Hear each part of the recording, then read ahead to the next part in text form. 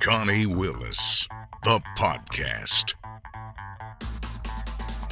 Taking you into new ways of thinking, even providing answers to questions you've often pondered. Connie Willis, the podcast. This is a Connie Willis exclusive.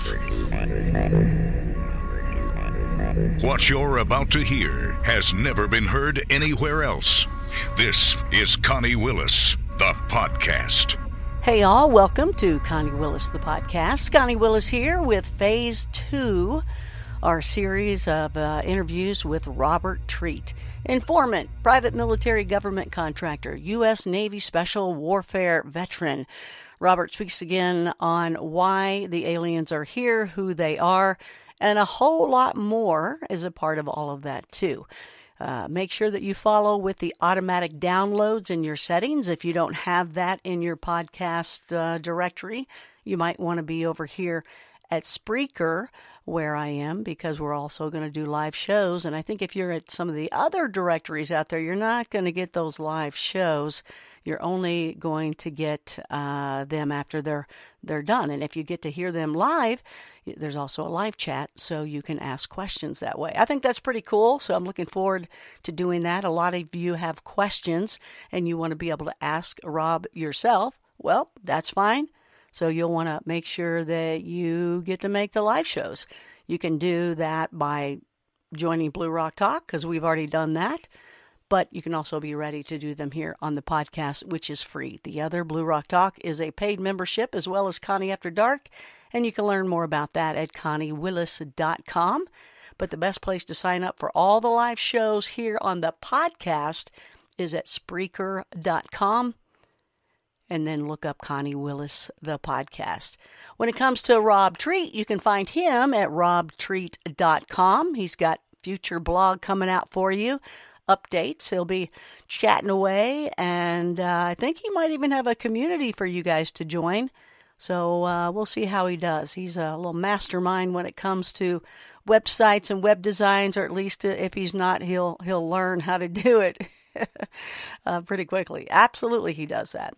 So you can watch him live and even archived on Blue Rock Talk, like I mentioned too. And again, ask him questions in the future. In fact, for this show, we're going to be, or at least this series, the number 2 series, we're going to be asking or answering some of the questions you guys have written in for. Maybe you were on Blue Rock Talk when we did all the live shows and your question didn't get answered. So Blue Rockers your questions will be first, because Blue Rockers are always privileged to be first on everything. So, hey, become one if you like. Go to conniewillis.com. Thank you again for all the letters and emails, by the way, that we've been getting and asking how to help Robert too. We've got all that down, and thank you for helping him on the GoFundMe. If you want to learn more about him and where to go for the GoFundMe, go to robtreat.com and also look in the information that we have for you below. All right, so I don't know how many segments this is going to be as of right now, but we are going to converse with Rob, get your questions out, and learn a few more things that he wants to go deeper into. This is Rob Treat, Phase 2 series. So let's begin. All right, Mr. Rob Treat, how are you? I'm doing good this evening. How are you, Connie? I'm good. I'm early on, before we did the first series, we had trouble getting on. And then here it is again to do the second series, the second phase, and we've had trouble getting on. I think the masters of the Matrix don't want us talking about this. That's what I mean. Exactly. Yeah, people. I tell you, because it's been very strange, the technical issues that we had that we couldn't go on the other day and get all this stuff up, and people were like, "Hey, you said it was going to come out." The technical issues. Hey, we have no idea, and had a wonderful engineer, a huge guy in the industry. He was like, we fixed it. But I said, well, what was it? He goes, I have no idea. It could have been this or that or this, but it really should have worked. So, yeah, I'm blaming you and the people around you. Yeah, and I've had my hard drives under attack for the last, week. And I've taken to just all incoming traffic. I just bounce it into an external hard drive and let them rattle around in there as much as they want. And you've had internet problems too. Is that normal? Yeah, in Texas, it's normal. Oh, okay. Yeah, it's very third worldish here in Texas Oh, in a okay. lot of ways. Well, we want to, during this series, all the questions that people have written in, as many as I can pull out that hasn't been asked yet, because I don't want too many repeats. I mean, I might even mess up and ask you something again that is a repeat, but I want to just get as many questions in from everybody that's written in, as well as the Blue Rockers. When we did the live show with you, we did 2 live shows, video shows, and we had a lot of questions at the end. And the reason why on the second one that we had so many questions that didn't get answered is because, just so you guys will know that did not join up for the show, it was a paid show. It is a Blue Rocker show. It's a Blue Rock talk show. So if you're not a member, you know, the members are paid. So you got to too if you wanted to jump in. But those of you that decided not to do that, well, you could have seen Robert. You could have seen him the first show with his cool sunglasses on. And then the second show, he takes them off. And then he tells more than ever. He actually it was almost like, this little, I mean, it was totally a one-on-one, but you went ahead and told some things that, you actually said, I've been too vague, and I'm going to tell you a lot more tonight. And you did. Yeah, it's a lot of work trying to not disclose things. I mean, Well, that's one thing I think a lot of people don't really know about whistleblowers and the like is how much energy it takes to keep the secret. was that the only real main secret that was bothering you? Is you told the name of the group you were with is what you did. Yeah, and it's something I've spent, over 2 decades, avoiding that question or being asked, who do you work for, and then having to like, skirt the issue. And I just, really I decided, I'm tired of playing that game. And if people are tuning in to listen to me, the least they deserve is a straight answer. Well, would you like to go ahead, since you've already said it before, you want to say it now and get this get the series started on a note like that those that missed it? Yeah, well, the group I worked for was called the Order of St. John, and it's we're one of the groups that feeds what's called the Round Table, and the Round Table, that is who the elites are. When people say the elites or the cabal, there's approximately 70, 75 people. There may be more, there may be a few less. New ones have come in, others have died. I don't know the exact head count right now, but the Round Table, that is the cabal. And they have multiple organizations that feed and support the Round Table, including the Club of Rome, the Committee of 300, the Trilateral Commission, the Bilderberg Group, and those are all groups people are familiar with. You've heard, Trilateral Commission, you've heard about the Bilderberg Group and their meetings. Those are just support organizations, policy arms, and they have financial arms. And one of the financial arms is the Order of Malta, which is actually spawned out of the Knights Templar. Because the Knights Templar, what some people may or may not know, is really they helped pioneer the banking industry. They were in large part the bankers during the Crusades. Because the crusading knights and pilgrims needed money as they transited, from Western Europe into the Holy Lands, but they didn't want to carry money with them because they got robbed on the roads. So the Templars set up a financial system where you could deposit money in one city, one repository, and you could collect your money when you got where you were going or along the way if you needed it. So over the centuries, the Templars broke up into they were disbanded.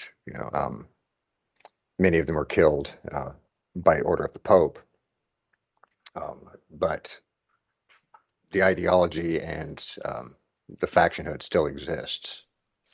And the Order of St. John is one of those, and that's who I worked for. This is a Connie Willis exclusive on Connie Willis, the podcast. It's Connie Willis, the podcast. I think we're going to talk about a lot of these questions that people have, but I know that you also have some things that you want to go deeper in. Thanks for going deeper there. Those of you that want to know more about what he just spoke about when it comes to who he worked with and for, that you can also go back. I do still have the show open for people to go to. It's under Blue Rock Talk, and you can become a member and see it, or I'll leave the link below. It is a paid show archived. You and I touched on something the other day, and it was pretty interesting because we were both kind of like going through it, and then I knew a whole bunch of other people too that going through it.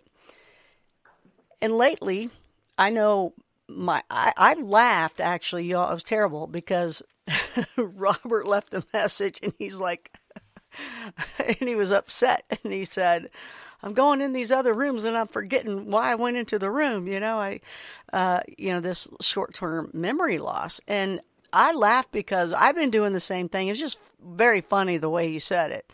And he's got a great sense of humor. And so I'm going through the same thing. And then I mentioned it to someone else. They are too. I know so many people that are going through the same type of thing where this short-term memory loss. It doesn't hurt. You don't feel bad. You're not, but this is happening. And of course, I think around my age, maybe your age and everybody else's age that I know, they're all thinking, I guess this is getting older. But you said you think there might be something to it, because I said, do you think this is COVID type related or anything that's out there in the air type related? And you said you had an answer to that. I do. And this is something that can be corroborated to a degree. I don't know how much is out there available to the public, but we used to refer to it as Havana Syndrome, because proof of it, we got proof of its existence back in 2016, possibly earlier, but I knew about it in 2016. Havana Syndrome is something that a lot of foreign intelligence professionals get hit with. And when we get hit with it, it's usually in very high doses. But the last several years, I've been seeing the same symptoms as we experienced with Havana Syndrome among the general public. Now, Havana Syndrome is when you get hit with an energy weapon. Usually like high microwave or some sort of a electromagnetic weapon, right? And it causes headaches, anxiety, ears ringing, blurry vision, nausea, irritability. It just jacks your whole system up. And if you look at your brain scans after you've been subjected to one of these energy weapons, your brain looks like it's been in a car accident, like heavy concussion damage. And, we keep rolling out, more and more digital, more and more media, more and more energy being pumped into our environment. And, I believe that we're damaging ourselves with, this constant pursuit of, more and more and more. I know there's a lot of conspiracy talk around the 5G and stuff, but you think about it, it can't be healthy. And, there were even studies done by the U.S. Navy back in the early days of radar. Because in the early days of radar, the systems were unshielded. They were all DC, direct current. And after, 30 minutes to a couple of hours of a radar operator being at his scope, he would go catatonic. He would just freeze up because his brain waves would actually sync up with the frequency coming off that radar repeater, the scope, as we called it. So they changed the design of the repeater, one to run an alternating current, but also shield some of the components so the radar operator wouldn't go catatonic. And we're pumping out that same energy in megawatts, like your electric meter. I mean, that's Wi-Fi enabled, and it's high-powered Wi-Fi too. And, for some reason, most homes, they put those meters smack on the master bedroom wall right where the headboard goes. Right. So, So you're many, saying this is kind of like frequencies, and it's even to where it is purposely placed in areas?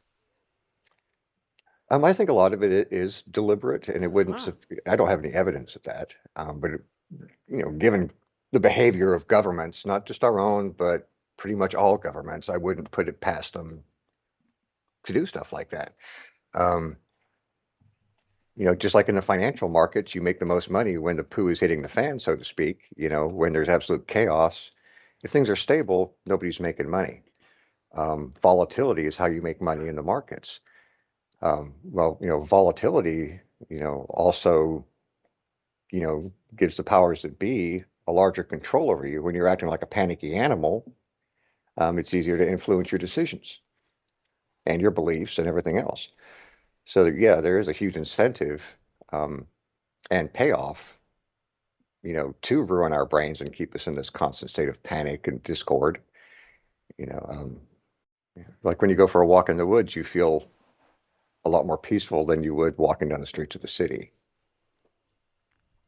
Sensory overload. That I think is a big contributor to, our state of mind, and that has a larger impact, which I was going to talk about with you that day. Which has to do with the nature of reality and water in particular, and how all energy is connected throughout the universe. Einstein called it spooky action at a distance, right? How you could affect a particular particle here on Earth, and then another particle on the other side of the universe would react in real time, like no delay. Obviously, could prove that he couldn't observe particles on the other side of the universe, but mathematically, that's what it worked out to. The whole quantum nature of the universe. And, are becoming more anxious as a species, more hostile, more hateful, more angry, which we just see it worse and worse practically every day, right? That energy that we're creating, our thoughts, our actions, we're basically electrical systems. You can measure the aura around a person, the energy field around a person. All these things we know and are proven and provable. So the more negativity we pump out, the more negative the world gets. But we're not just affecting ourselves. We're affecting every living creature on this planet. We're affecting the planet. We're affecting the universe as a whole. And by extension, we're affecting other species by this kind of behavior and this activity. And this is why I said that, in the coming times, when they come back, they're not coming back to be friendly.